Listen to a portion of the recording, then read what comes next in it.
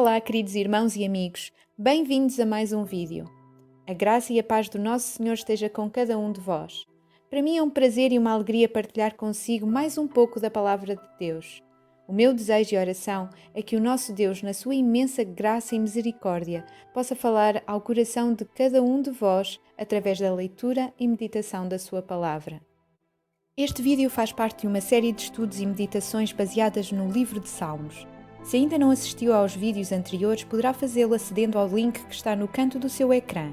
Não se esqueça de se inscrever no canal e, se possível, divulgue nas redes sociais para que assim mais pessoas possam conhecer e ter acesso a este conteúdo e, sobretudo, tenham a possibilidade de conhecer mais a Palavra de Deus e serem abençoados por ela.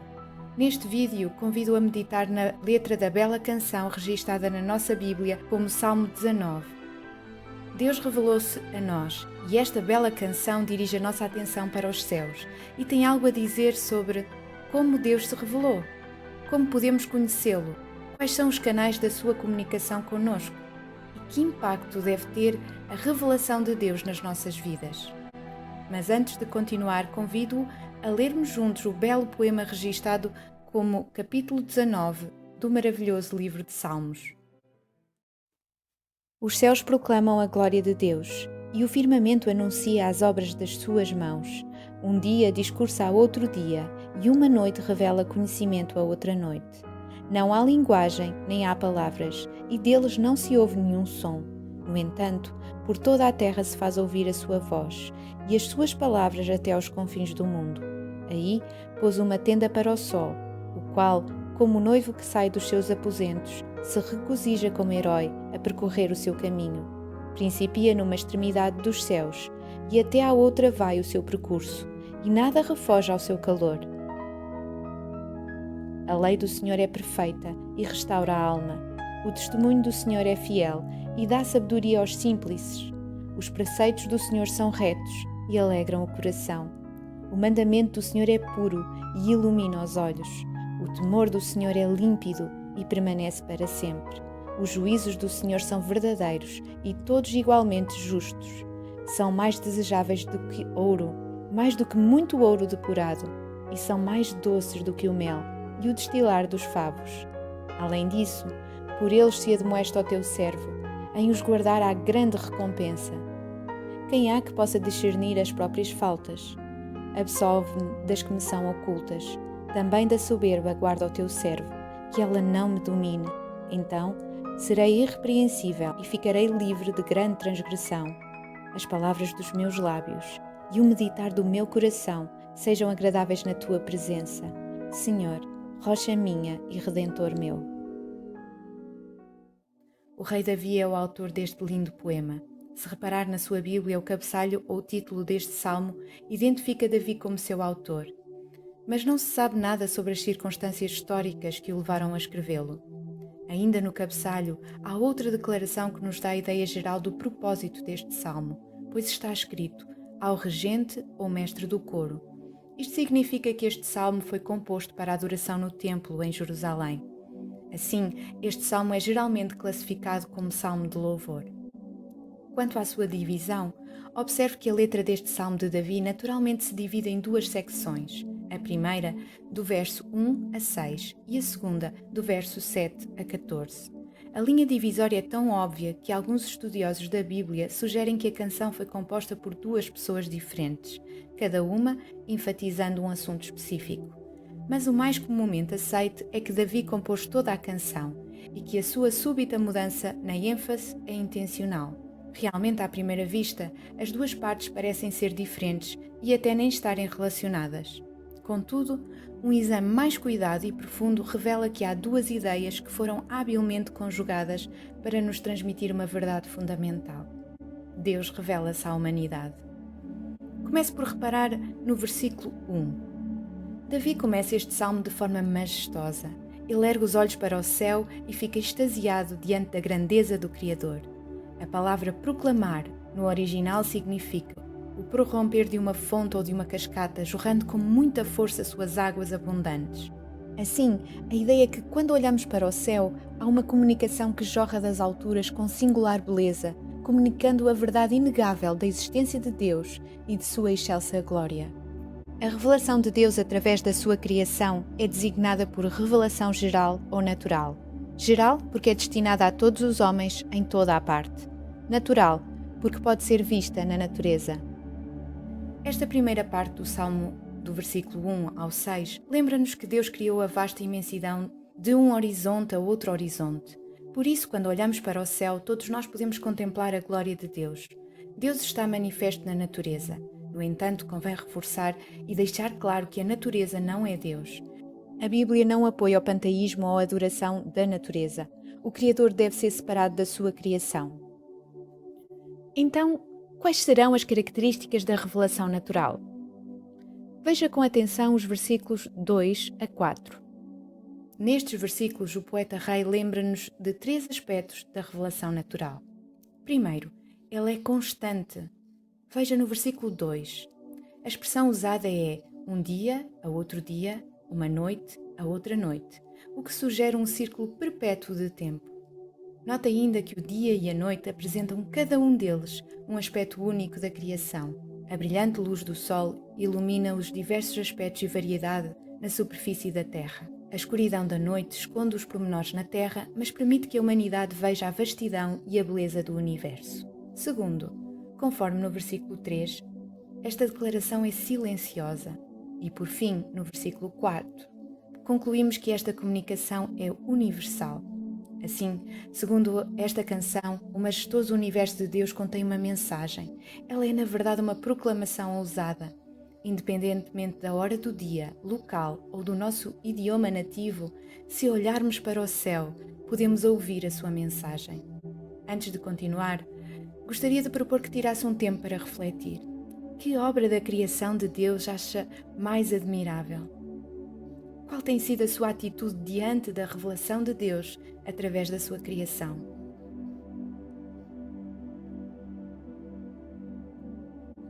De facto, através das coisas que foram criadas, podemos conhecer os atributos de Deus, o seu poder e até a sua própria divindade. Assim, todo o ser humano vive cada momento sob o lembrete constante da presença, da soberania e do poder de Deus. Pelo que, conforme as palavras do apóstolo Paulo na sua carta aos Romanos, todos são deixados indesculpáveis ou inexcusáveis. Aqui o apóstolo Paulo adverte que a revelação de Deus através da criação é a base para a condenação da humanidade por Deus. Ou seja, a revelação geral ou natural é suficiente para condenar, mas, no entanto, não é suficiente para salvar. Na verdade, os céus declaram o poder e a glória de Deus, mas eles não declaram a sua vontade, o seu plano e a sua salvação. Deus comunicou estas verdades maravilhosas apenas na sua palavra, as Escrituras, a Bíblia. E assim, numa repentina mudança de perspectiva, Davi muda da evidência geral do poder criativo de Deus para a evidência específica do desejo que Deus tem de desfrutar um relacionamento com cada um de nós. Na segunda parte deste salmo, a partir do versículo 7, Davi tira os olhos do céu e os coloca na palavra escrita de Deus. Deixa a revelação natural e exalta a revelação especial. Na primeira parte, é exaltada a existência e a majestade de Deus. Na segunda, é exaltada a graça de Deus que nos salva. A primeira nos convence do seu poder, a segunda do seu amor. Observe agora com atenção do versículo 7 a 9. Aqui são apresentadas 5 palavras para se referir à lei de Deus: lei, testemunho, preceitos, mandamentos, juízos.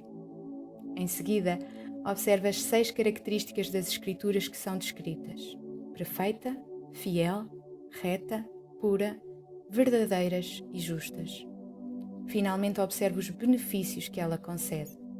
Restaura a alma, dá sabedoria aos simples, alegra o coração, alumia os olhos, permanece eternamente e é justa. Com toda a certeza, ninguém poderia citar outro livro ou obra de literatura que fosse capaz de realizar uma obra tão eficaz na vida de cada ser humano. Onde a palavra chega, nasce a esperança, brota a cura, irrompe a luz e acontece a restauração. Onde brilha o farol da palavra, chega o verdadeiro conhecimento, a verdadeira sabedoria. Na palavra encontramos refúgio, alívio, consolo, alegria e salvação. Nos versículos seguintes, Davi é levado a avaliar o valor da Escritura e para isso usa 2 ilustrações com com o propósito de comparação, o ouro e o mel. O ouro é o símbolo do que há de mais nobre e rico. Mas note que a palavra é melhor do que muito ouro depurado. Conhecer a palavra, ser restaurado por ela, receber dela sabedoria e iluminação, é melhor do que amealhar riquezas. A riqueza por si mesma não pode bafejar a nossa alma com as benesses espirituais. A riqueza não nos pode colocar no caminho da vida. Ela não inspira em nós dependência de Deus. A riqueza, embora ofereça conforto, não oferece paz. Embora ofereça pompa, luxo, fama, não dá descanso para a alma. Embora afaste determinadas dificuldades na terra, não afasta os horrores do inferno. Mas aquele que descobre a mina da palavra cava um tesouro inesgotável, descobre pepitas de valor inestimável. E esta riqueza não se compra com ouro, não se vende por ouro, nem é mercantejada nas bolsas de valores. Esta é a verdadeira riqueza, que satisfaz o coração no tempo e garante uma herança incorruptível na eternidade. Sim, meu irmão, conhecer a palavra é melhor do que qualquer riqueza. Devemos ter fome da palavra e não de ouro. Devemos buscar o conhecimento de Deus e não afadigar a nossa alma em busca de riquezas. De seguida, Davi compara a palavra com o mel, e em específico o mel retirado de um favo, que é a forma mais doce de mel. Na época de Davi, o mel era considerado uma iguaria, um dos produtos mais preciosos e apreciados da terra. Por isso era dado como presente. E além de saboroso e valioso, o mel era também muito nutritivo. Repare que desta forma, usando esta comparação, Davi enfatiza o quanto a palavra do nosso Deus é preciosa, saborosa, e nela encontramos a nutrição completa para a nossa alma. Nela encontramos vida. Não existe nenhum outro alimento capaz de nutrir nossa alma. A palavra de Deus nos satisfaz espiritualmente.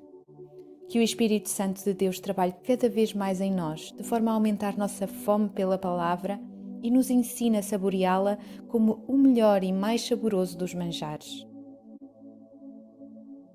Os versículos seguintes, de 11 a 13, falam de maneiras específicas que a revelação de Deus opera em nós.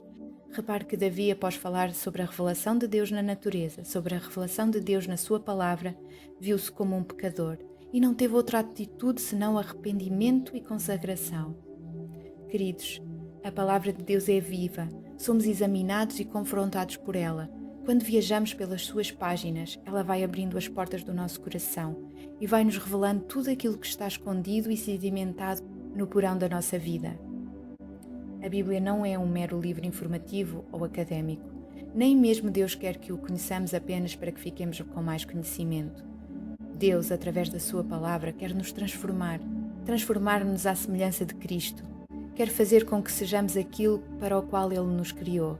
Quer que entendamos que somos pecadores e que Deus nos convida para o arrependimento e para uma nova vida de comunhão com Ele. Repare, revelação, arrependimento e consagração. Eis o padrão de Deus. Deus tem-se revelado a nós na sua palavra. Deus tem falado conosco através da Bíblia. Como tem respondido? Tem havido arrependimento e consagração? Pare e pense. Reflita na sua experiência com Deus. Que papel têm as Escrituras em mostrar as suas falhas e transgressões? Como é que Deus tem usado a Escritura para corrigir a sua vida, para que assim possa melhor refletir o seu caráter? Tem beneficiado do seu conhecimento da Bíblia? Reveja o Salmo 19. Considere os erros e os pecados que são ocultos, assim como a soberba. Peça ao Senhor que os revele. Examine a sua vida procurando ver se há desobediência, tanto consciente como inconsciente. Peça a Deus que lhe revele estas áreas para que lhe possa pedir perdão. O que precisa fazer para melhor refletir o caráter de Cristo na sua vida. No final deste poema, Davi resume os seus sentimentos com uma breve oração. Para terminar, convido-o a cantar a mesma canção. Permaneça na palavra, e assim as palavras da sua boca e o meditar do seu coração assumirão um novo padrão de retidão e poder. Que esta seja a nossa oração. Que as palavras dos meus lábios e o meditar do coração agradem a ti, agradem a ti. que as palavras dos meus lábios e o meditar do coração agradem a ti, ó Senhor, minha rocha e redentor, a razão do meu cantar, agradável aos teus olhos quero ser.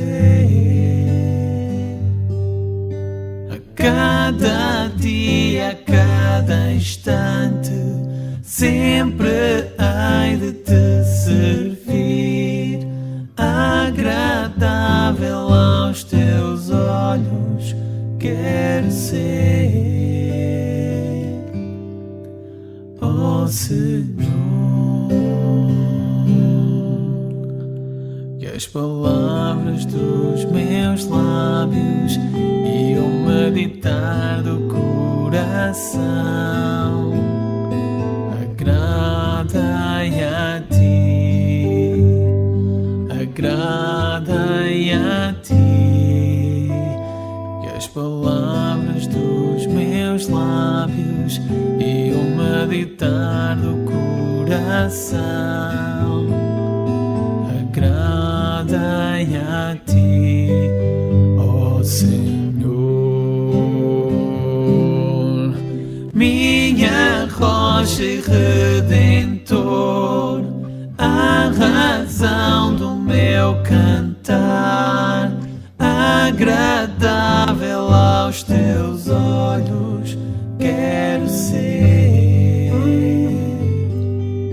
A cada dia, a cada instante, sempre hei de te servir, agradável aos teus olhos quero ser, ó Senhor. Que as palavras dos meus lábios e o meditar do coração